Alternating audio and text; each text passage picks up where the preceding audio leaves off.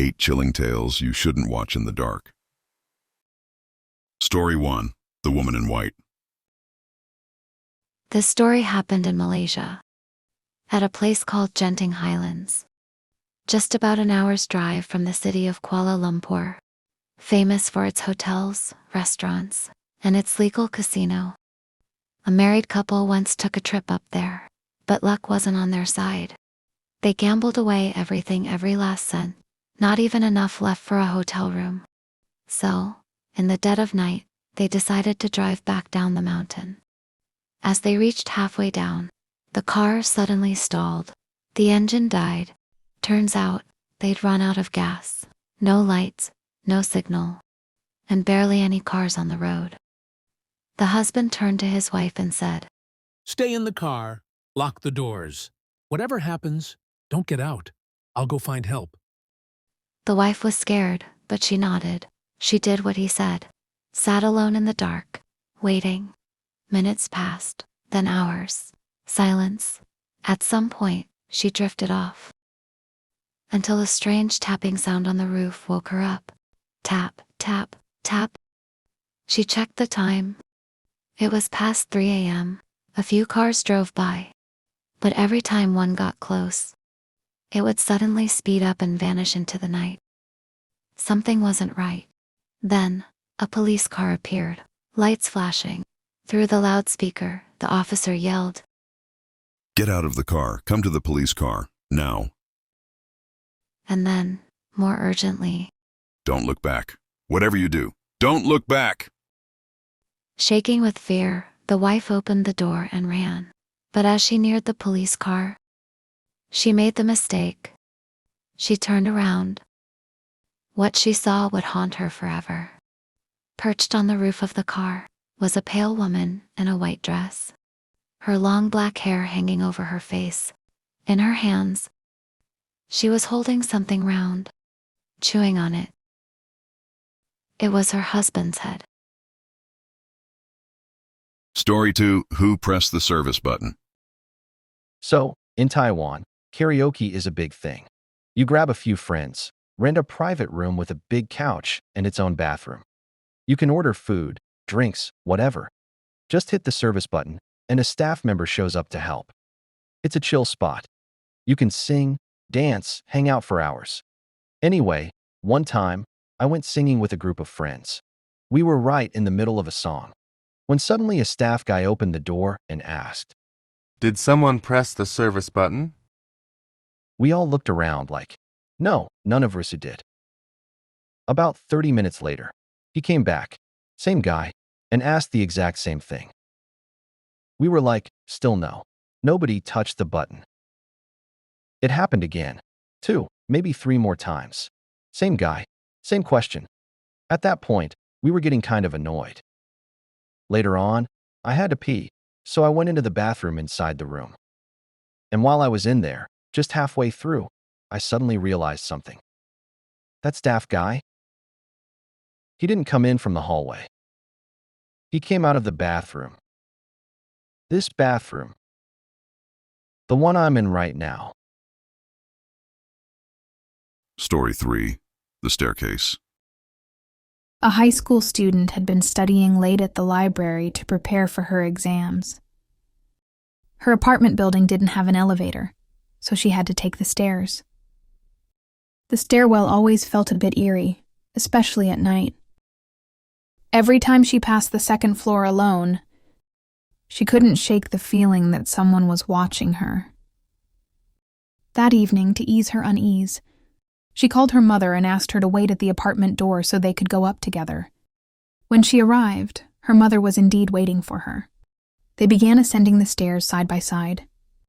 As they passed the second floor, she said, "Mom, every time I reach this floor, I feel like someone's watching me."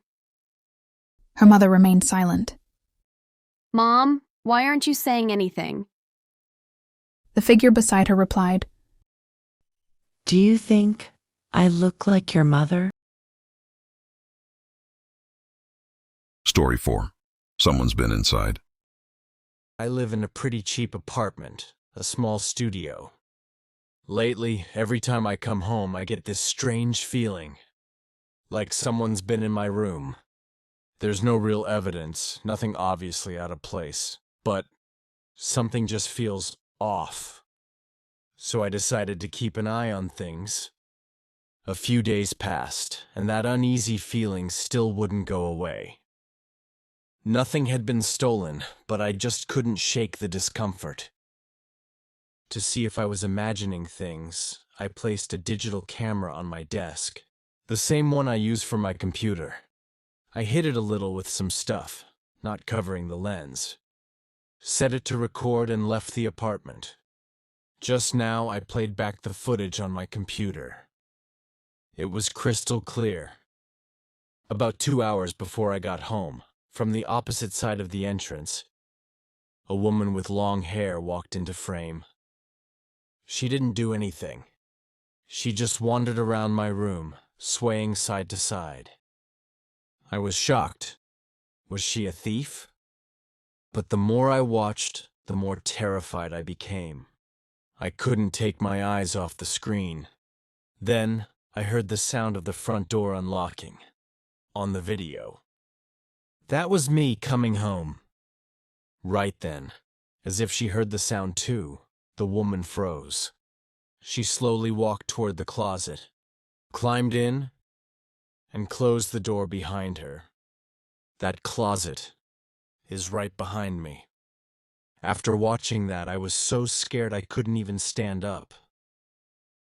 What am I supposed to do now? Story 5. The Drowning Man.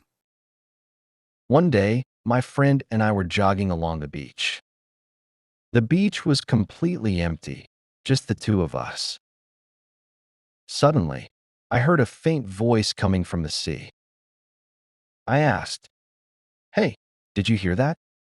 Someone's calling for help." Out in the waves, I could see a figure struggling in the water. The voice grew louder and clearer. Someone was drowning, crying out again and again. Help me. Please, help. I was just about to run into the water, but my friend suddenly grabbed my arm and pulled me in the opposite direction. I broke free, a little angry. "Are you crazy? Someone's drowning and you're stopping me." My friend's voice was low and trembling. Didn't you see it? That person?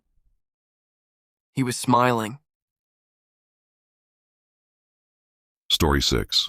The Neighbor in Room 105. They said the apartment was convenient. The neighbors? Friendly. In room 101, a kind middle-aged man. Room 102, a sweet young couple, maybe expecting a baby one day. Room 103, a quiet woman, pretty polite. Every day, they greeted each other with smiles and nods. City life was still new, but the man was adjusting just fine. Except, he'd never once seen the tenant in room 105. That door was always shut, always quiet, until one night, he heard a faint sound from the wall beside him. It started happening more often, so finally, he decided he'd knock back. That evening, as he sat watching TV. There it is again, he thought. He tapped back. Then, the other side responded. The rhythm picked up. He hit back, harder. It turned into a back and forth, like a battle through the wall. Until finally, he shouted, Enough already. If you've got a problem, come out and say it. And just like that, the banging stopped. But then,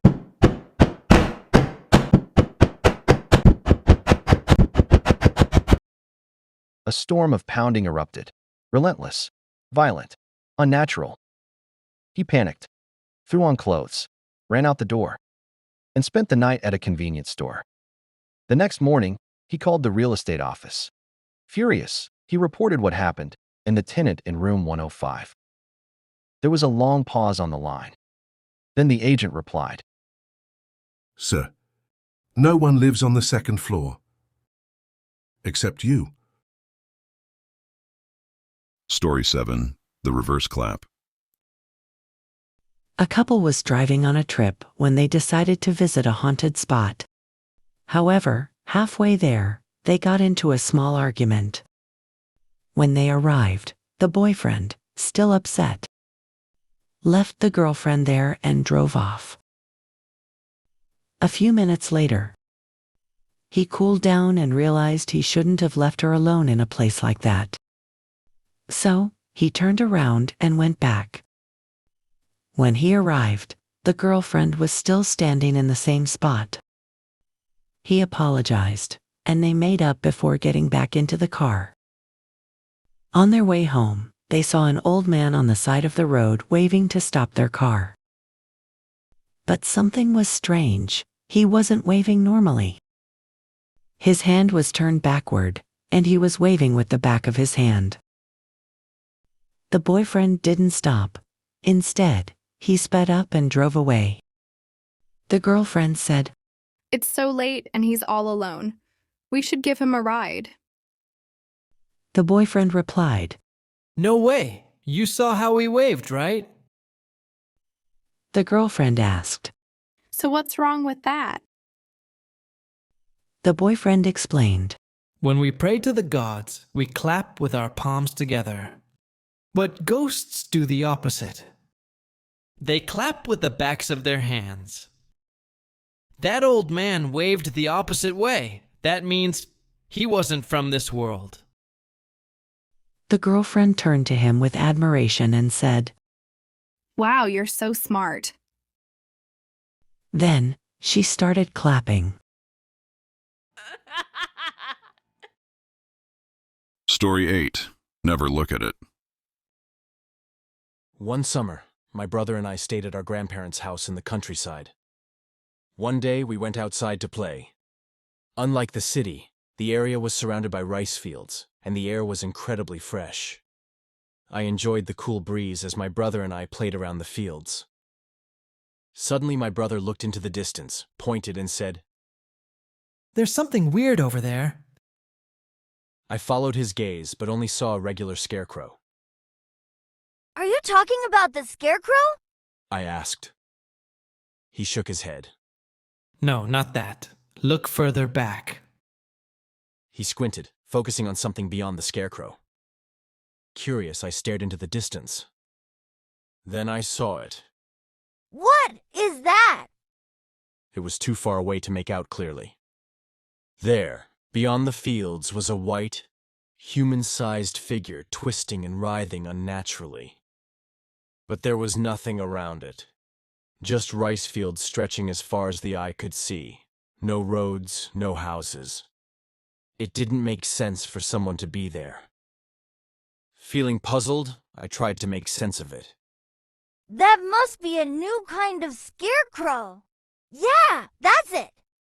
Someone in the village probably invented a moving one, and it's just swaying in the wind." My brother seemed to find my explanation reasonable, but in the next moment, our assumption shattered. The wind stopped, but the white figure kept writhing. My brother, now more curious than ever, muttered, "Hey, it's still moving. What is that?" Determined to find out, he ran back home and brought a pair of binoculars. He looked excited. "I'll look first, then you can have a turn," he said. He raised the binoculars to his eyes, and instantly his expression changed. His face went pale, and cold sweat began dripping down his forehead.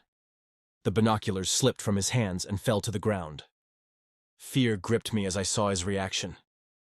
"What did you see?" I asked. He spoke slowly, his voice trembling. I don't know how to describe it." He didn't say anything more. He simply staggered back toward the house. I had to know what had scared my brother so badly. I picked up the fallen binoculars. But remembering my brother's reaction, I hesitated. But my curiosity wouldn't let me stop. Even from here, the strange white figure kept twisting and writhing. It looked odd, sure, but that was all. "All right, I'll look."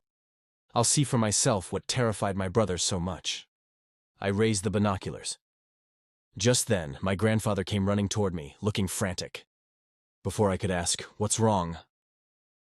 he shouted, You must not look at its face. Did you look? Did you use the binoculars? He pressed me for an answer. No, not yet. I stammered. Hearing that, he sighed in relief. Thank goodness. He was so relieved that he started crying. I had no idea what was happening, but he dragged me back home. When we got home, everyone was crying. Then I noticed something was wrong with my brother. He was lying on the floor, laughing hysterically while writhing, just like that white figure. The sight of my brother terrified me far more than the white figure itself. On the day we left for home, my grandmother said, "It's better to leave him here. Your house is too small, and besides, considering what others would think, you wouldn't be able to handle it for long. He should stay here for a few years. Then, when the time comes, we'll take him to the rice fields." Hearing this, I broke down, screaming and crying. The brother I knew was gone. Even if I came back next year, that thing wouldn't be my brother anymore. Why did this happen? We used to play together. We were so close. Why? Wiping my tears, I got into the car and left. I held onto the binoculars tightly. Someday he'll go back to normal, right? I kept telling myself that, trying to remember my brother the way he used to be. And the endless green rice fields. I thought about all our memories together as I gazed out at the rice fields. And then, I saw. Like the story? Hit that like button, subscribe for more spine-chilling tales. Share it with your friends and let me know what you think in the comments. More horror is coming your way.